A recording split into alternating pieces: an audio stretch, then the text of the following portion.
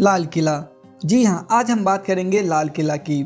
लाल किला सहित भारत की लगभग 26 प्राचीन इमारतों को यूनेस्को ने विश्व विरासत में शामिल किया है। लाल किले के बारे में कई तरह की बातें भी प्रचलित हैं। कहते हैं कि इतिहास वही लिखता है जो जीतता है या जो शासन करता है। लाल किला किसने बनवाया था? यदि यह सवाल भारतीयों से पूछा जाए तो सभी कहेंगे शाहजहां ने या इस्लाम शाह सूरी ने बनवाया था। परंतु क्या ये बात सच है? हालांकि यह अभी भी शोध का ही विषय है। यहाँ प्रस्तुत है प्रचलित मान्यता और धारणा के संबंध में संक्षिप्त जानकारी। ऐसी मान्यता है कि लाल किले को पहले मुगल लोग लाल किला नहीं लाल हवेली कहते थे। क्यों?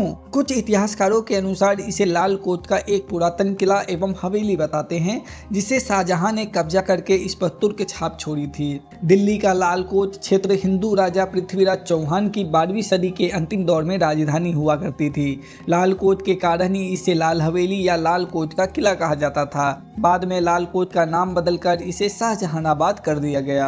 लाल कोट अर्थात लाल रंग का किला, जो कि वर्तमान दिल्ली क्षेत्र का प्रथम निर्मित नगर था। यदि मुगल इसे बनाते या शाहजहां इसे बनवाते तो इसका नाम में लाल किला नहीं रखते, बल्कि किसी फारसी भाषा के नाम पर रखते। कई लोग कहेंगे कि इसको अपना लाल बलुआ पत्थर की प्राचीर एवं दीवार के कारण ही इसको लाल किले का नाम मिला है। कहते हैं कि इसकी स्थापना तोमर शासक राजा अनंगपाल ने 1060 ईस्वी में करी थी। साक्ष्य बताते हैं कि तोमर वंश ने दिल्ली क्षेत्र में लगभग सूरजकुंड के पास शासन किया, जो 700 ईस्वी से आरंभ हुआ था। तोमर शासन के बाद फिर चौहान राजाओं का शासन चला। पृथ्वीराज चौहान ने 12वीं सदी में शासन अपने हाथों में ले लिया और उस नगर एवं किले का नाम किला राय पिथौरा रखा था। राय पिथौरा के अवशेष अभी भी दिल्ली के साकेत, मेहरौली, किशनगढ़ और बसंत कुंज क्षेत्रों में देखे जा सकते हैं। कुछ इतिहासकार मानते हैं कि शाहजहां ने जो कारनामा ताजमहल के साथ किया, वही कारनामा लाल कोट के साथ भी किया। लाल किला पहले लाल कोट कहलाता था। दिल्ली का लाल किला शाहजहां के जन्म से सैकड़ों साल पहले महाराज अनंगपाल तोमर द्वितीय द्वारा दिल्ली को बसाने के क्रम में ही बनाया गया था। महाराजा अनंगपाल तोमर द्वितीय अभिमन्यु के वंशज तथा परमवीर पृथ्वीराज चौहान के नाना जी थे। शाहजहां ने 1638 में आगरा से दिल्ली को राजधानी बनाया तथा दिल्ली के लाल किले का निर्माण प्रारंभ किया। अनेक मुस्लिम विद्वान इसका निर्माण 1648 ईस्वी में पूरा होना मानते हैं, लेकिन ऑक्सफोर्ड बोडीलियन पुस्तकालय में एक चित्र सुरक्षित है, जिसमें 1628 ईस्वी में फारस के राजदूत को शाहजहां के राज्याभिषेक पर लाल किला में मिलता हुआ दिखलाया गया है। यदि किला 1648 ईस्वी में बना तो यह चित्र सत्य का अनावरण करता है। इसका सबसे बड़ा प्रमाण है कि तारीख फिरोजशाही में लेखक लिखता है कि सन 1296 के अंत में जब अलाउद्दीन खिलजी अपनी सेना लेकर दिल्ली आया था तो वो कुश्क-ए-लाल अर्थात लाल महल की ओर बढ़ा और वहां इसने आराम भी किया था। कई भारतीय विद्वान इसे लाल कोट का ही परिवर्तित रूप मानते हैं। इसमें संदेह नहीं कि लाल किले में अनेक प्राचीन हिंदू विशेषताएं, किले की अष्टभुजी प्राचीर, तोरण द्वार, हाथी पोल, कलाकृतियां आदि भारतीयों के अनुरूप है। शाहजहां के प्रशंसकों तथा मुस्लिम लेखकों ने उसके द्वारा भवनों का विस्तार पूर्वक वर्णन नहीं किया है। इतिहास के अनुसार लाल किले का असली नाम लाल कोट है, जिसे महाराज अनंगपाल द्वितीय द्वारा सन 1060 ईस्वी में बनवाया गया था। बाद में इस लाल कोट को पृथ्वीराज चौहान ने जीर्णोद्धार करवाया था। लाल किले को एक हिंदू महल साबित करने के लिए आज भी हजारों साक्ष्य मौजूद है। यहाँ तक कि लाल किले से संबंधित बहुत सारे साक्ष्य पृथ्वीराज रासों में भी मिलते हैं। सिर्फ इतना ही नहीं, अकबरनामा और अग्निपुराण दोनों ही जगह इस बात के वर्णन है कि महाराज अनंगपाल ने ही एक भव्य और आलीशान दिल्ली का निर्माण करवाया था। शाहजहां से 250 वर्ष पहले 1398 ईस्वी में आक्रांता तैमूर लंग ने भी पुरानी दिल्ली का उल्लेख किया हुआ है। लाल किले के एक खास महल में सुअर के मुंह वाले 4 नल अभी भी लगे हुए हैं। इस्लाम के अनुसार सुअर हराम है। साथ ही किले के एक द्वार पर बाहर हाथी की मूर्ति अंकित है, क्योंकि राजपूत राजा हाथियों के प्रति अपने प्रेम के लिए विश्वविख्यात थे। इसी किले में दीवाने खास में केसर कुंज नामक के फर्श पर कमल पुष्प भी अंकित है। दीवाने खास और दीवाने आम की मंडप शैली पूरी तरह से 984 ईस्वी के अंबर के भीतरी महल, जिसे हम आमेर अर्थात पुराना जयपुर कहते हैं, से मिलती जुलती है, जो कि राजपूताना शैली में बनी हुई है। आज भी लाल किला से कुछ ही गज की दूरी पर बने हुए देवालय हैं, जिनमें से एक लाल जैन मंदिर और दूसरा गौरी शंकर मंदिर है। जो कि शाहजहां से कई शताब्दी पहले राजपूत राजाओं के बनवाए हुए थे। लाल किला के मुख्य द्वार के ऊपर बनी हुई अलमारी या आलिया इस बात का पुख्ता प्रमाण है कि यहाँ पहले गणेश जी की मूर्ति रखी हुई थी। पुरानी शैली के हिंदू घरों के मुख्य द्वार के ठीक ऊपर या मंदिरों के द्वार के ऊपर एक छोटा सा आलिया बना होता है, जिसके अंदर गणेश जी की प्रतिमा विराजमान होती है। 11 मार्च 1783 को सिखों ने लाल किले में प्रवेश कर दीवानी आम पर कब्जा कर लिया था।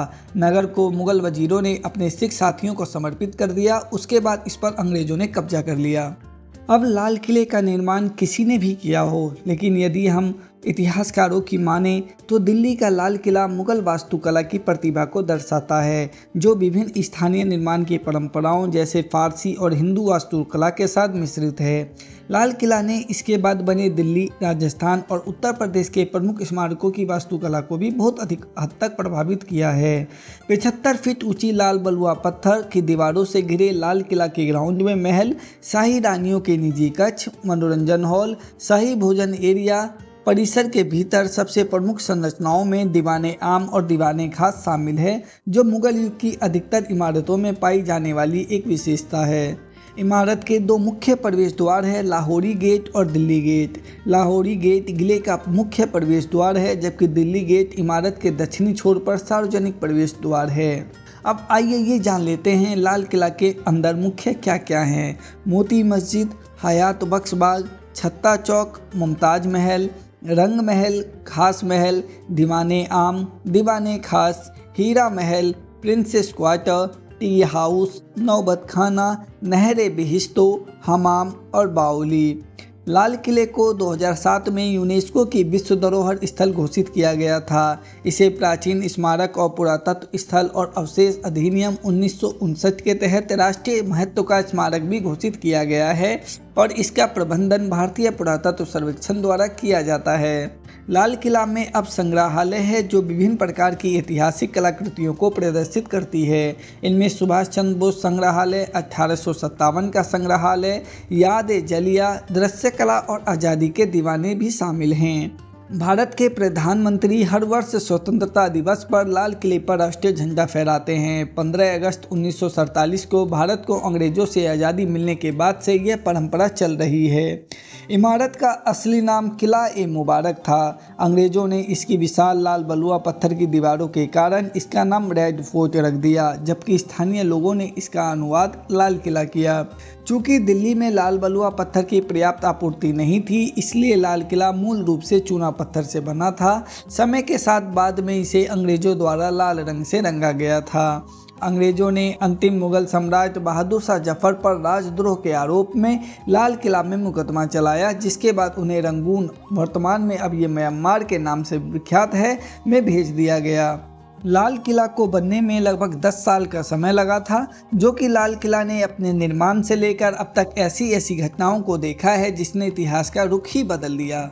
दिल्ली का लाल किला, दिल्ली का वो हिस्सा जिसे पुरानी दिल्ली के नाम से जाना जाता है। लाल किला आज भले ही भीड़ भाड़ वाली जगहों से घिरा हुआ है, लेकिन खामोश नहीं है। इसकी हर गलियों में गूंजती हैं अलग अलग कहानियाँ। दिल्ली का लाल किला भारत के सबसे प्रतिष्ठित स्थलों में से एक है। 17वीं शताब्दी के एक समृद्ध इतिहास के साथ किले ने कई साम्राज्यों के उत्थान और पतन को देखा है और कई महत्वपूर्ण घटनाओं का गवाह भी रहा है, जिन्होंने देश के इतिहास को आकार दिया। इस कहानी में हम लाल किला के इतिहास, वास्तुकला और सांस्कृतिक महत्व की बातें कर रहे हैं और उसके अतीत, वर्तमान और भविष्य की यात्रा भी करेंगे। लाल किले का निर्माण 17वीं शताब्दी के मध्य में मुगल बादशाह शाहजहां के द्वारा करवाया गया माना जाता है। हालांकि ये भी एक किंवदंती के रूप में ही प्रचलित है। लाल किला का असली नाम किला-ए-मुबारक है। किले को सम्राट की शक्ति और भव्यता के प्रतीक के रूप में भी बनवाया गया था और लगभग 200 वर्षों तक मुगल राजधानी के रूप में इन्होंने कार्य किया। शाहजहां ने अपनी राजधानी आगरा की जगह दिल्ली शिफ्ट करने के लिए 29 अप्रैल 1638 में लाल किले का निर्माण शुरू करवाया, जो कि 1648 में पूरा हुआ। लाल किला को बनने में लगभग 10 साल का समय लगा था। लाल किला ने 1857 तक मुगल साम्राज्य की राजधानी के रूप में कार्य किया। इसके बाद अंग्रेजों ने इस पर कब्जा कर लिया। ब्रिटिश शासकों ने लाल किले का काफ़ी उपयोग किया था। 1857 की क्रांति के बाद ब्रिटिश शासन के दौरान लाल किला ब्रिटिश सत्ता का प्रतीक बन गया था। वे इसे अपने सिंहासन के रूप में इस्तेमाल करते थे और अपनी सेना के साथ यहाँ कैंप लगाते थे। 1947 में भारत की आज़ादी के बाद लाल किला भारत सरकार के अधिकार में आया। लाल किला मुगल सत्ता का केंद्र था और संस्कृति, व्यापार और कूटनीति के केंद्र बिंदु के रूप में कार्य करता था। किला शाहजहां, औरंगजेब और बहादुर शाह जफर सहित कई बादशाहों का घर भी रहा है और 1837 में अंतिम मुगल बादशाह बहादुर शाह जफर के राज्याभिषेक सहित कई महत्वपूर्ण घटनाओं का गवाह भी बना। लाल किला एक वास्तुशिल्प कृति है जिसमें मुगल, फारसी और हिंदू शैलियों का मिश्रण मिलता है। किला एक खंदक से घिरा हुआ है और मुख्य प्रवेश द्वार लाहौरी गेट के माध्यम से होता है। यह कभी शाही व्यापारियों का घर भी हुआ करता था। लाल किला भारत में एक महत्वपूर्ण सांस्कृतिक मील का पत्थर है और इसे यूनेस्को की विश्व धरोहर स्थल नामित किया गया है। किला अपनी जटिल वास्तुकला, आश्चर्यजनक उद्यानों और समृद्ध इतिहास के लिए जाना जाता है। यह किला वार्षिक स्वतंत्रता दिवस समारोह का स्थल भी है, जहां भारत के प्रधानमंत्री राष्ट्रीय ध्वज फहराते हैं और राष्ट्र के नाम संदेश देते हैं। हाल के वर्षों में लाल किला एक लोकप्रिय पर्यटन स्थल बन गया है, जो हर साल लाखों पर्यटकों को आकर्षित भी करता है। किले में कई प्रकार के संग्रहालय हैं, जिसमें मुगल काल की कई कलाकृतियां भी मौजूद रहती हैं।